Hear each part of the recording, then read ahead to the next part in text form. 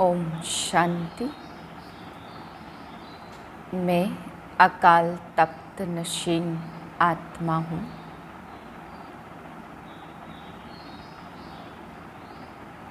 अकाल तख्त नशीन सो दिल तख्त नशीन हूँ। बाप के दिल तख्त पर विराजमान मैं माया जीत प्रकृति जीत आत्मा हूँ। इसी ऊंचे स्वमान को याद कर आज की मुरली सुने। 20/5/2022 के महावाक्य हैं। मीठे बच्चे, अपने इस जीवन को कौड़ी से हीरे जैसा बनाना है तो समय को सफल करो, अवगुणों को निकालो, खाने पीने सोने में समय बर्बाद मत करो। प्रश्न है, मनुष्यों ने किस एक शब्द से सबको भगवान का रूप समझ लिया है? उत्तर है, बाबा कहता, इस समय में बहुरूपी हूँ। ऐसे नहीं, यहाँ जब मुरली चलाता तो परमधाम खाली हो जाता। मुझे तो इस समय बहुत काम करने पड़ते हैं, बहुत सर्विस चलती है। बच्चों को, भक्तों को साक्षात्कार कराने पड़ते हैं। इस समय मैं बहुरूपी हूँ। इसी एक शब्द से मनुष्यों ने कहा है, यह सब भगवान के रूप हैं। दूसरा प्रश्न, बाप की किस श्रीमत को पालन करने वाले बच्चे सपूत हैं? उत्तर है, बाबा कहते, बच्चे कभी भी डिससर्विस ना करो। टाइम बहुत वैल्यूबल है, इसे सोने में न गवाओ। कम से कम 8 घंटा मेरे खातिर दो। यह श्रीमत पालन करने वाले सपूत हैं। गीत है, तूने रात गवाई सोई के और दिवस गवाया खाए के। ओम शांति। बच्चों को बाप समझा रहे हैं। बच्चे जानते हम सब बच्चे हैं बाप के। हमारे शरीर का बाप तो है ही शारीरिक, लेकिन आत्मा जो अशरीरी है उसका बाप भी अशरीरी है। बाप ने समझाया, बेहद के बाप से बेहद सुख का वर्षा मिलता। अभी शुरू होता है जो त्रेता अंत तक चलता है। अभी तुम पुरुषार्थ कर रहे हो भविष्य 21 जन्मों की प्रारब्ध के लिए। फिर बाद में हद का शुरू होता, बेहद का पूरा हो जाता। यह गुह्य बातें हैं ना, जानते हैं आधा कल्प हम हद के बाप से वर्षा लेते और बेहद के बाप को याद करते आए हैं। आत्मा के संबंध में सभी ब्रदर्स हैं। वह है बाप, कहते भी है हम आत्मा भाई भाई हैं। फिर जब मनुष्य सृष्टि की रचना रची जाती है तो भाई बहन हो जाते। यह नई रचना है ना, तो पीछे फिर परिवार बढ़ता है। काका चाचा मामा सब पीछे होते। इस समय बाप रचना रच रहे हैं, बच्चे और बच्चियां हैं। दूसरा कोई संबंध नहीं है। अब तुम जीते जी भाई बहन बन जाते हो। दूसरे कोई संबंध से ताल्लुक नहीं है। अभी तुमको नया जन्म मिल गया है। जानते हो ना, हम अभी ईश्वरीय संतान हैं। शिववंशी ब्रह्मा कुमार कुमारियां हैं। ब्रह्मा कुमार कुमारियों का और कोई संबंध नहीं। इस समय सारी दुनिया पतित है, इनको पावन बनाना पड़े। कहते हैं बाबा हम आपके हैं। बाप कहते, बच्चे भविष्य के लिए पुरुषार्थ करके अपना जीवन हीरे जैसा बना लो।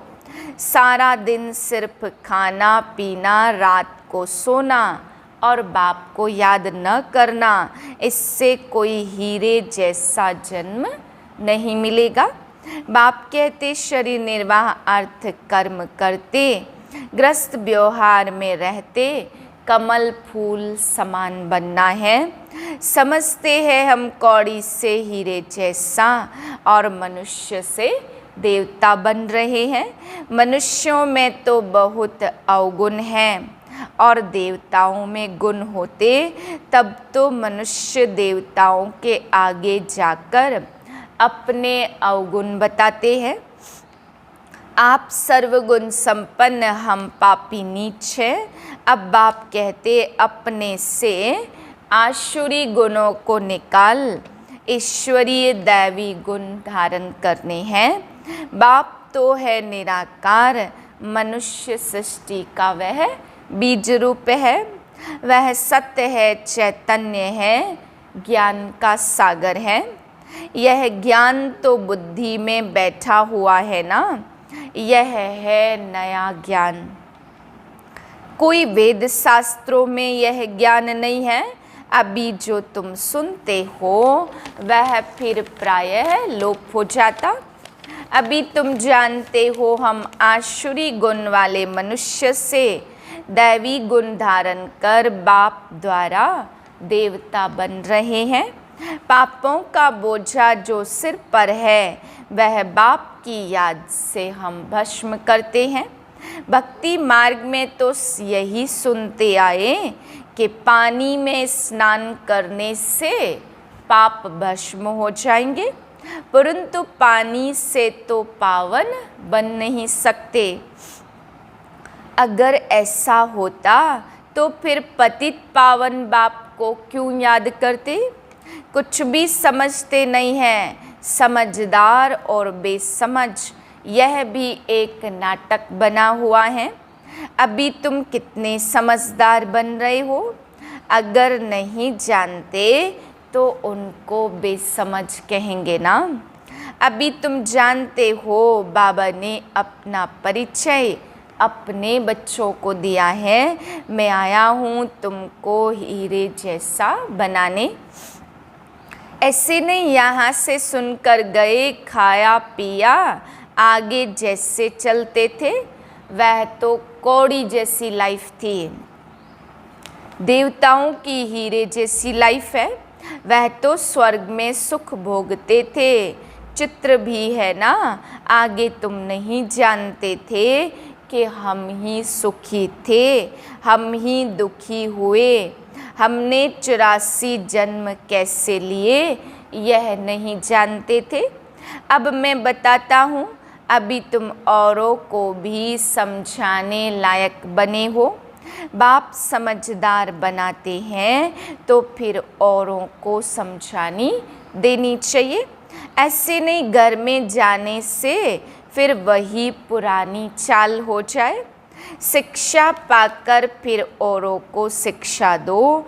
बाप का परिचय देने जाना पड़ता। बेहद का बाप तो सबका एक ही है। सभी धर्म वाले उनको ही पुकारते, हे परमपिता परमात्मा व हे प्रभु। ऐसे कोई नहीं होगा जो परमात्मा को याद नहीं करता होगा। सभी धर्म वालों का बाप एक ही है, एक को सभी याद करते। बाप से वर्षा पाने के सभी हकदार हैं। वर्षे पर भी समझाना पड़े, बाप कौन सा वर्षा देते? मुक्ति और जीवन मुक्ति। यहाँ तो सब जीवन बंध है। बाप आकर सबको रावण के बंधन से छुड़ाते। इस समय कोई भी जीवन मुक्ति है नहीं, क्योंकि रावण राज्य है। देह अभिमानी है। देवताएं देही अभिमानी होने से जानते हैं हम आत्मा एक शरीर छोड़ दूसरा लेते। सिर्फ परमात्मा को नहीं जानते। परमात्मा को जाने तो फिर सारे सृष्टि चक्र को जान जाएं। त्रिकालदर्शी सिर्फ तुम ही हो, ब्राह्मणों को ही बाप बैठ त्रिकालदर्शी बनाते। जब देवताएं भी त्रिकालदर्शी नहीं तो उनकी जो वंशावली आती उसमें भी यह ज्ञान नहीं रहता, तो फिर दूसरों में यह कहाँ से आएगा। देने वाला एक ही बाप है। अगर इनका अगर ग्रंथ बैठ बनाओ तो बहुत बड़ा बन जाए, परंतु फिर उनको शॉर्ट किया जाता। पिछाड़ी में बाप 2 अक्षर कहते, मन मना भाव। मैं तुमको सभी वेद शास्त्रों का सार समझाता हूँ। गीता की महिमा एक्यूरेट तुम बच्चे जानते हो। भारत के शास्त्र को मान बहुत मिलता, परंतु गीता का भगवान कौन था उनको न जानने के कारण झूठा कसम उठाते। अब उनको करेक्ट करो। भगवान ने ऐसे कहा नहीं कि मैं सर्वव्यापी हूँ।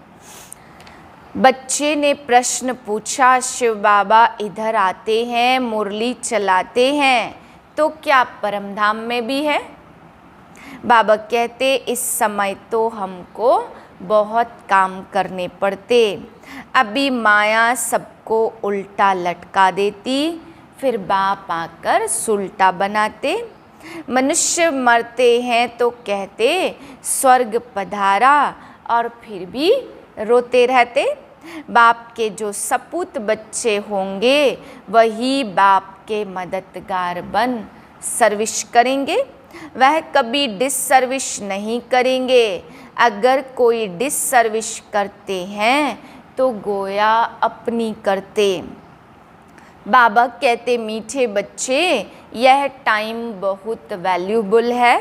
भविष्य किस जन्म के लिए तुम कमाई करते हो? तुम जानते हो हमको विश्व की बादशाही मिलती। कितनी भारी कमाई है तो उसमें लग जाना चाहिए ना।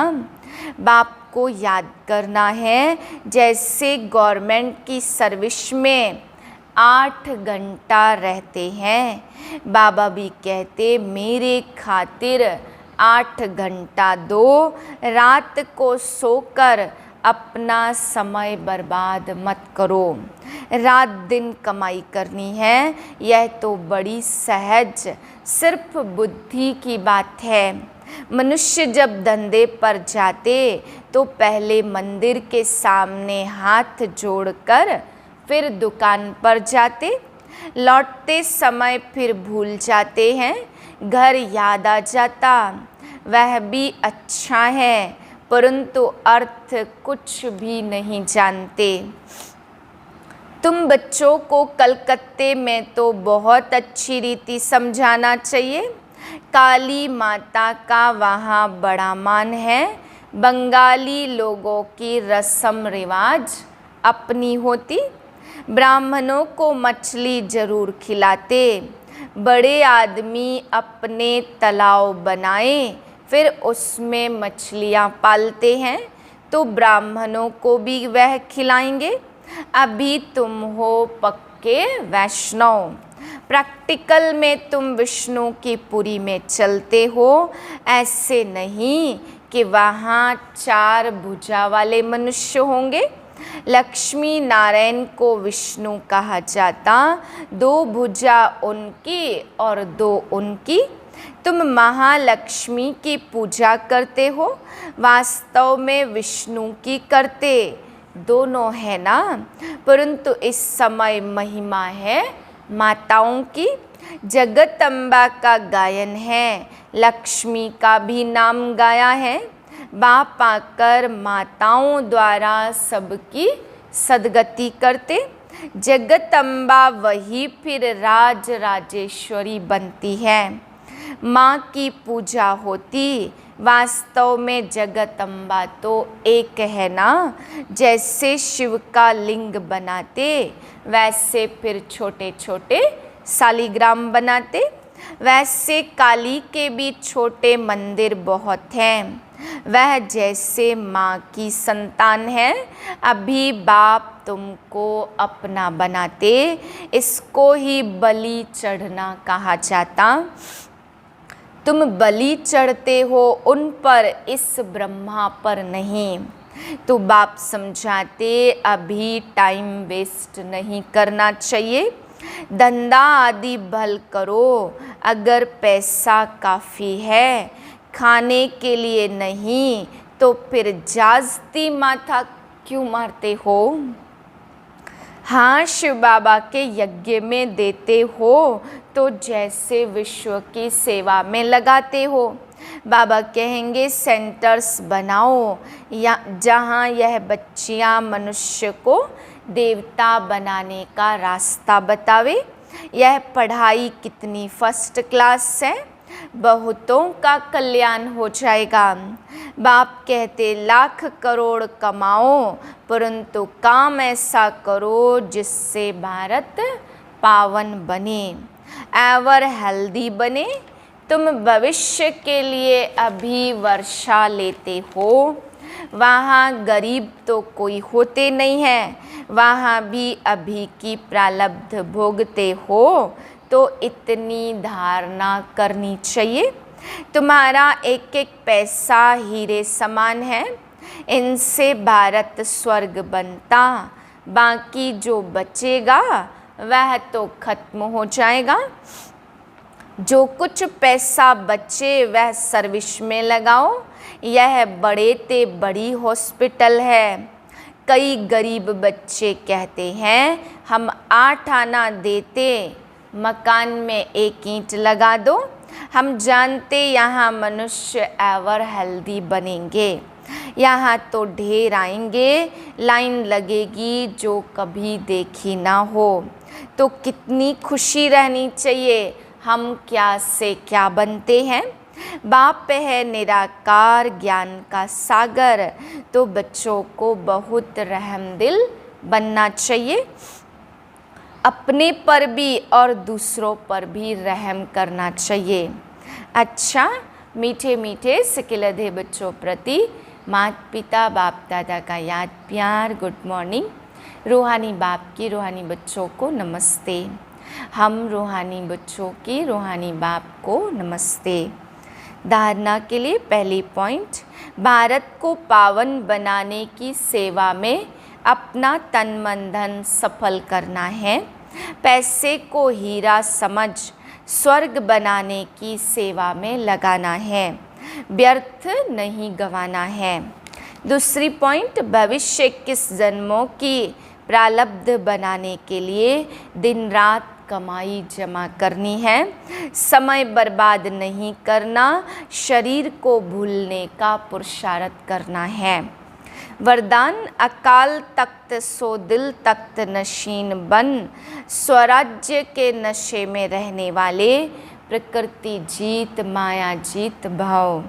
अकाल तख्त नशीन आत्मा सदा रूहानी नशे में रहती, जैसे राजा बिना नशे के राज्य नहीं चला सकता, ऐसे आत्मा यदि स्वराज्य के नशे में नहीं तो कर्मेंद्रियों रूपी प्रजा पर राज्य कर नहीं सकती।